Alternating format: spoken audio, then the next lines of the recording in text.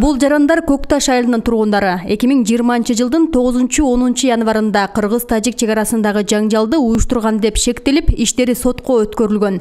Апалардын ишин алгач райондук сот карап, Кыргыз Республикасынын кылмыш жазы кодексинин беренеси менен айыптап, 30 000 сомдон 180 000 сомго чейин айып пул салган. Адилетсиз чечимдин курмандыгы болдук деген апалардын катарында 67 жаштагы Баатыр эне да бар. Кибира Боронова баштаган апалар акыйкат издеп барбаган жери калган эмес. Биз мына турмуш шартыбызга карабай, Грансада жашаганыбызга карабай, өзүбүз пенсионер болсок, бизге 180 миңден иштарапты салды.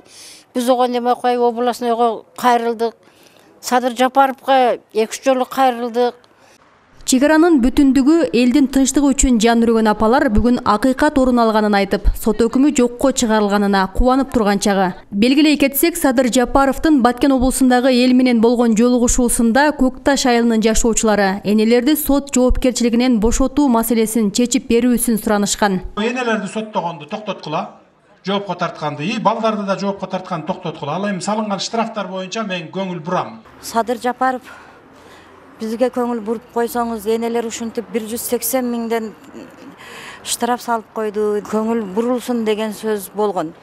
Биздин чек арада оор турмушта жашап жатканыбызга карабай, жалгыз бой энелигибизге карабай, жаш өзгөчөлүгүбүзгө карабай, бизге ушундай жаза колдонуп койду. Бизди бүгүн акыйкат чечим чыгарып, соттон бошотту.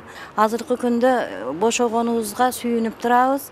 Ошону менен бирге учурдан пайдаланып, мен Садыр Жапаровго, Камчыбек Ташиевге жана Бахтияр Калпаевдарга ыраазычылык билдирип кетет элем, өз атымдан жана энелердин атынан. Райондук сотко нааразы болгон апалар адилеттик издеп Баткен облустук сотуна кайрылган эле. Бүгүн 15 январда облустук сот тарабынан буга чейинки Баткен райондук сотунун чечими жокко чыгарылып турат. Баткен райондук сотунун 9 декабрь 2020 жылдагы өкүм менен Көкташ айылынын тургундары, ал жерде 8-9 аял, 2 эркек, Кыргыз Республикасынын кылмыш жазык кодексинин беренеси менен айып салынган болчу. Бизге келгенде ишке катышкан прокурордун өтүнчү менен алардын аракети жоруктар кодексине которулуп, жабырлануучулар менен макулдашып зыянды ордуна коюшкандыгы боюнча кылмыш иш кыскартылып, өкүм жокко чыгарылды.